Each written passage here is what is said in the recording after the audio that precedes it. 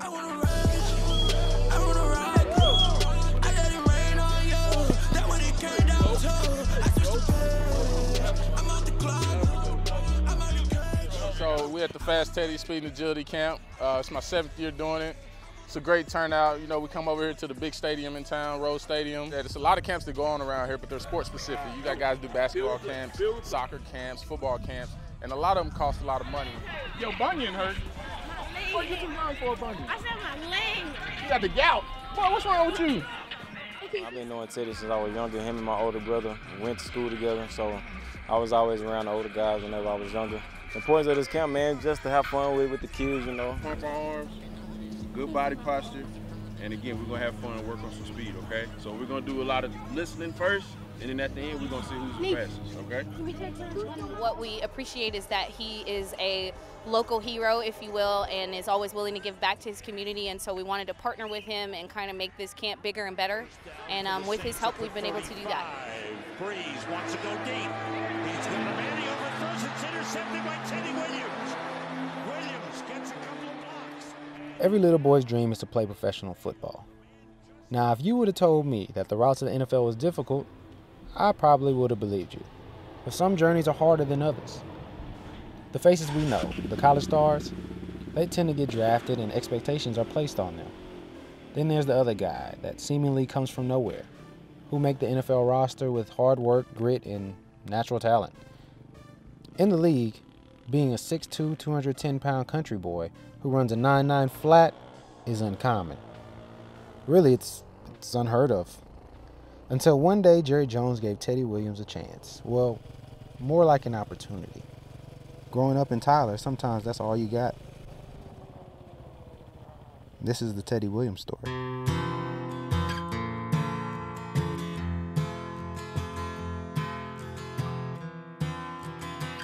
Earl Campbell, everybody knows Earl Campbell. He's from Tyler, Texas. Tyler produced a lot of good athletes, from John Tyler, Robert E. Lee, and a lot of the private schools also. So Tyler, a lot of people know about Tyler, Texas. I picked up my first football and played competitively at 5 years old. My dad was the coach of my Little League football team, the Pop Warner Raiders in Tyler. And when I was born, you know, some of those guys that were out there that were playing with him, when I was able to run and able to walk, I was already out there on the field just trying to do what I can to get in their way. Being from Tyler is like, it's country, yes, but I remember growing up, like it was 80,000 people. And their community where sports is important, we thought our city was a city, but to other people it's country. My high school career ended up being pretty good outside of the end. It didn't end the way I wanted it to. I was a highly recruited athlete. Playing offense, I was playing wide receiver. Ended up breaking my leg by a guy that was ultimately gonna be my collegiate teammate at the University of Texas. Catching a tunnel screen, trying to get outside, he ended up tackling me. Cleat got stuck in the ground, snapped my leg in half, and the doctor sat there and told me that I would never run track again or never compete in football ever again in my life. I'm like, football is not your thing. Like to me, I felt like literally every year, oh, Teddy broke his collarbone, Teddy broke his ankle. And I'm just like, yo, get the kid out. With all the scholarships he was getting and people sitting in the letters and everything, when he started getting injured and stuff and the scholarships kind of started dwindling away. I ended up going to Baylor the next day, and Coach Art Browse definitely told me that, well, he asked me, what the hell happened to you? And I told him, you know, I snapped my leg in half the night before. Teddy cried. He cried and he cried. He stood at that house and he cried and he cried. And so afterwards, I was just like, you know, it's not over. You know, why don't you just run track? This is something that we can do. Just, you know, just do that. And I said, look at her son. No man holds your destiny. God is the only person that holds your destiny. So when people tell you you can't, that's when you let them know that you can, and I will. And ever since then, he's been showing them I can and I will. People ask me a lot, like, you know, what I do to get fast, how I stay fast and everything. It's really a mindset, man. Everything's a mindset. You gotta want something. You train hard, you want it, you gotta have the mindset to go get it. I'm one to never have regrets because I don't like to live off of the what if system. I don't like to hear those things about people saying, man, what if I would have tried this? What if I would have done this? You know, what would the outcome be? I don't want to be that person. I never have wanted to be that person. So I'm always one to try to go and just strive to be great in any and everything that I put my hand in. You gonna grind? Why you need somebody to tell you you're gonna grind? You wake up with the mindset that you're gonna grind every day. So if it involves me and if it's something that I can have an impact on, I'm always gonna give it any and everything I have. And if I fail at it, then I can honestly look myself in the mirror and say, I gave it my all. Long story short, I ended up at UTSA running track. Sports are big in Texas. And at the University of Texas at San Antonio, it's no different. As the school continues to grow, the sports program continues to grow. The track program has been excellent for years, winning conference title after conference title. But the program isn't well known. Teddy is their first star. And one thing throughout all of that has been consistent. Coach Aaron Fox. When I was younger, it was really about winning, because that's how you survive as a coach. It's real easy. You want to keep this job, you got to win championships. And you can say that, but doing it, that's a different thing. Coach Aaron Fox, man, he took a very big risk on me. He saw me at Texas Relays run the Final Four track meets of the high school season, and Texas Relays was one of them. He saw me run first leg, and he felt like I was a diamond in the rough. And I looked him in his eyes, and I told him it would be a situation that he would never regret. I researched Coach Fox, and I'm like, wait a minute, you know, just looking at some of his credentials, and I'm just like, wait a minute, I think this is like the perfect fit. It was during his freshman year, you could see it. You could see it that he was going to be great. And that's why I was very patient and really wanted to work with him. After his sophomore year, he really took off. That's where he changed himself, changed his life, and got focused and wasn't doing things like he was as a freshman. Then you watch Teddy winning conference titles. Ended up being a super good sprinter that year. Didn't win the NCAA championships. That was the one thing that we really were trying to do. Fourth place was his best finish at the NCAA championship. The one that I hold my head on the most and hang my hat on it is my 100-meter record that ended up putting me #1 in the world, and it's actually a pretty crazy story behind it.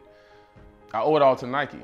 You know, Nike made some really nice uniforms for some of the schools that they sponsored. Teddy, I mean, this is Teddy always dealing with me. Hey, Big Cheese, you know, hey, I want a white bodysuit. Teddy, what are you talking about, man? If I get you a white bodysuit, then I got to get everybody else a white bodysuit. You know, I can't play favorites like that, whatever. And so I just threw out a number that I'm like, Teddy, okay, fine. You know what? You run under 10 seconds. Something that I felt was just unrealistic. You run under 10 seconds, I'll get you a white bodysuit. And my personal best at the time was 10:16. He told me if I ran under 10 seconds, then he would try to do everything in his power to get it for me. And that was part of the plan. We wanted him to drop a fast time there at UTEP. And he runs, and of course he does what he normally does, pulls away from the rest of the field. I ended up running a 9.90 in the 100 meters, which put me #1 in the world in 2009. You know, running nice and relaxed, comes across that line, I look up, 990. And I'm thinking, okay, I guess I gotta get Teddy a white bodysuit now. Seeing them in the 100, oh God. Teddy just like he just float across. He floats across. I believed in Coach Fox. I believed in, with that and the type of work ethic that my brother had in college, I wasn't surprised. Nothing surprised me. When he was in the same heat as Tyson Gay, as crazy of a moment that was, to me, it was one of those things that, but I thought of all people, he deserved that because the brother works hard. Being in the position I was in, I was literally on top of the collegiate track and field world at the time. I was at a small school, so I was on top of the world at my campus also.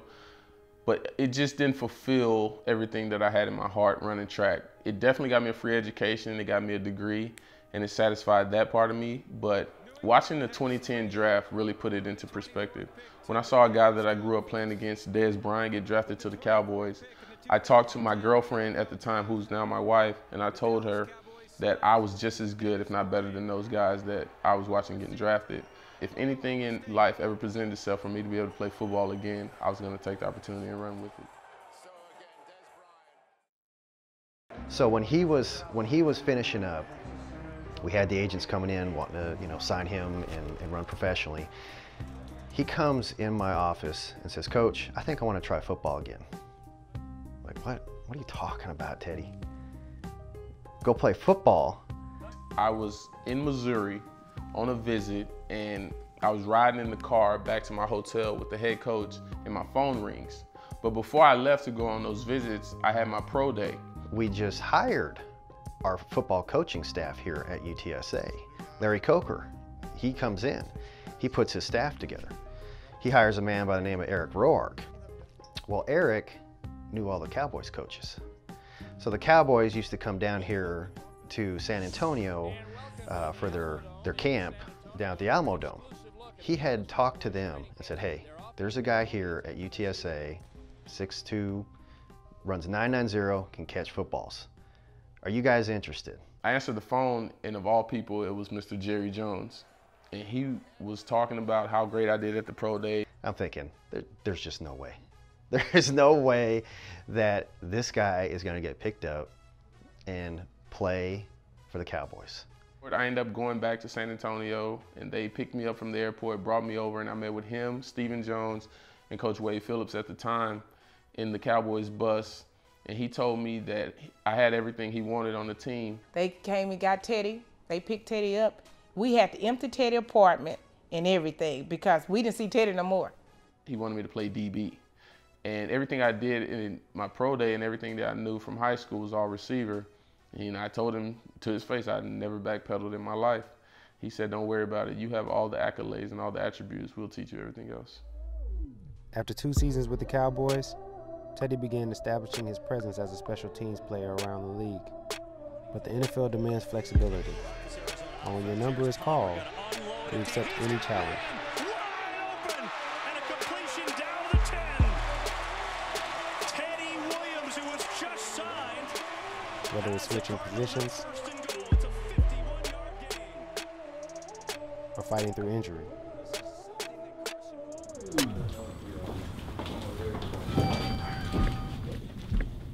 Don't get scared now, big personality. There's Ooh, there's our hey, love. sugar butt. How are you? Ooh, You like it? yo. This is the other half. Hi, how are you? Hi, how's it going? Yo, you get me on your workout plan, man. Now this, Yes. can you feel the scar tissue? You can feel the scar tissue on the surface when you palpate it, and then we can also feel the fibrosis, right? When the needle goes through the different layers of the muscle.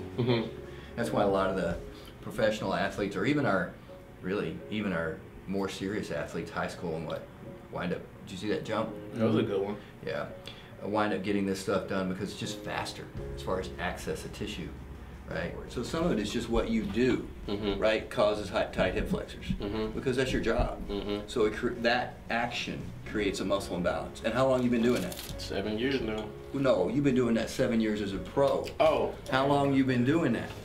since I was 5. Since you can remember. So it's not that you came out that way, it's just the majority of your life you've spent doing that, right? That's like if I run in right circles my whole life and I'm like, how come my body's formed this way? I was born this way. I'm like, no, you've been doing this. That's what you've been doing. So unfortunately, some of this is just the nature of what you do. That dude right there is the best chiropractor in the city. Might be one of the best in the country. As the trainers came out, he talked to me and he asked me what was going on. I told him I think somebody kicked me. He's like, "Oh man." So my reaction to him seeing that, to me, was just terrible. I was devastated.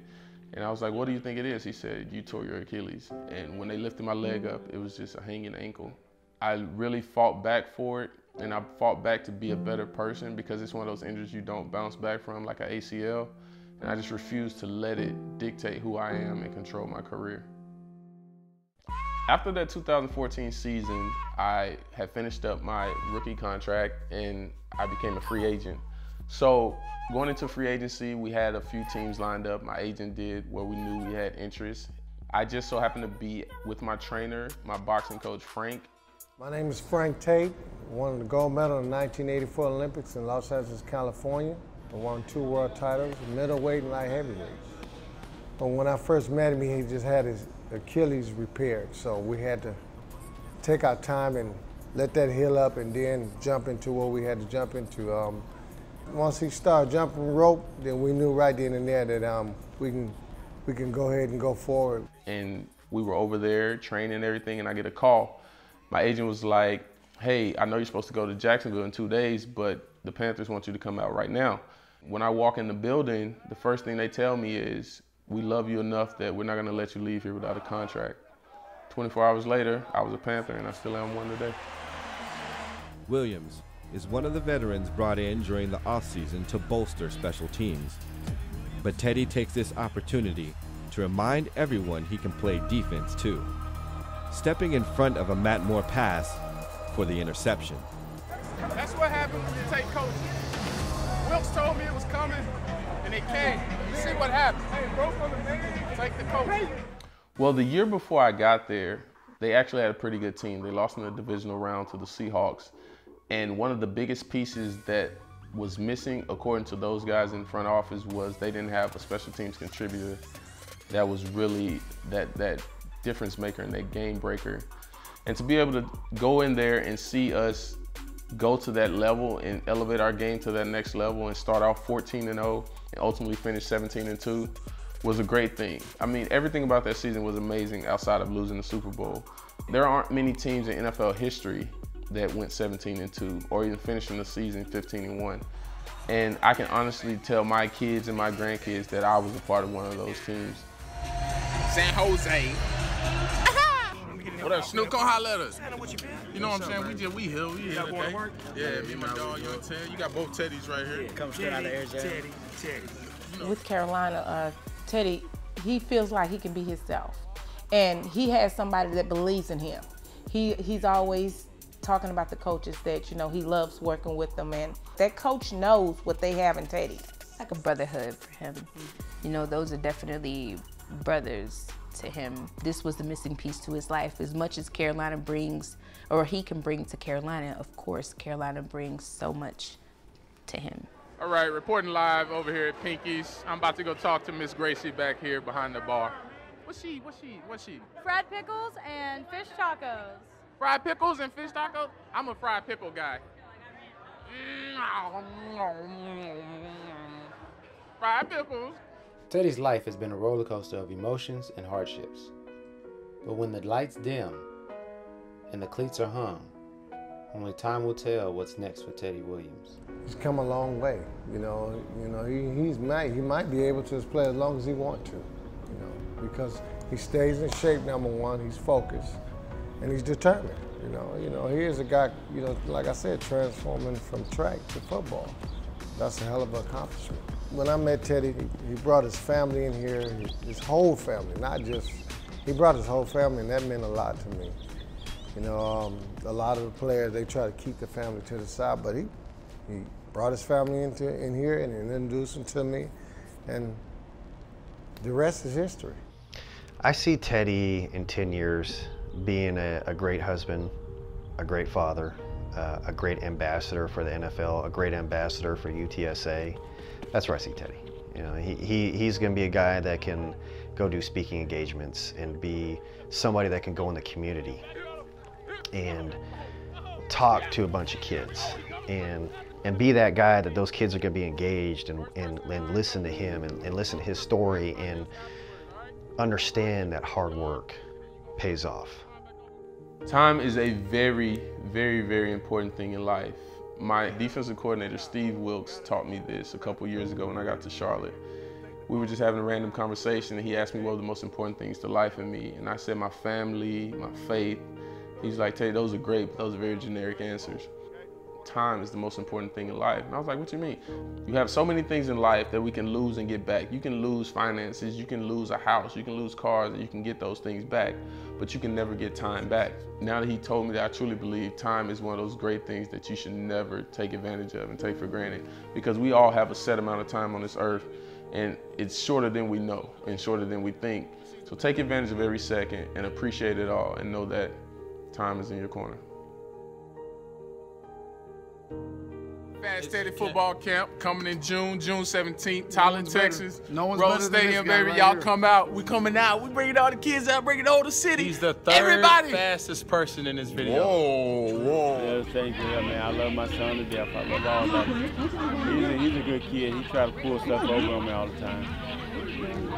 I remember that time I was gonna buy me a truck, and we stopped. He said, look at that black truck over there. It was on a car lot. And he said, I said, well, man, I wonder how much they want for it. He said, I don't know. It's a number on the dash. I tried to call the number. I'm like, I wasn't thinking. I got to thinking. I said, that number sure sounds familiar. Here's my number. My number. Then the truck started up. I'm like, start this truck up. He doesn't talk to truck already. Oh, that just killed me, man. It killed me. But yeah, this is Morgan Benson. She's my therapist for my knee post-surgery. Tyler, Texas. She's from Tyler, baby. Right. Tyler. She went to A&M though. That's enough said right there. I know. But she's the best. Like, seriously, she is the best. She got me He's worked right. hard, and we worked a lot on his mobility and a lot on his foundational strength, and so that's definitely what's helped him get back to the high level that he wants, for sure, and get fast. Yes. You make it colder on purpose. Okay, tell me what my boy Christian is doing and what his haircut looks like right now. And Christian? I thought maybe you were going to bring him. He's at school. I don't care. He can get out for a field day. Field trip. Yeah, all right. So what's today? Monday? You should bring him on Thursday. Thursday? Yeah, because I'm flying to Iowa. But your husband isn't here on Thursday. When are you going back? Sunday. For OTA start? Yeah. Yeah. All right, it's getting like stupid cold now. Yeah. Time. 8 seconds. 7 seconds. 5. How much do you love the chamber? Come on, tell him. Woo! I love it so much that it's over. Jesus. All right, there you go. Cover yourself. You're on camera, sir. Cool.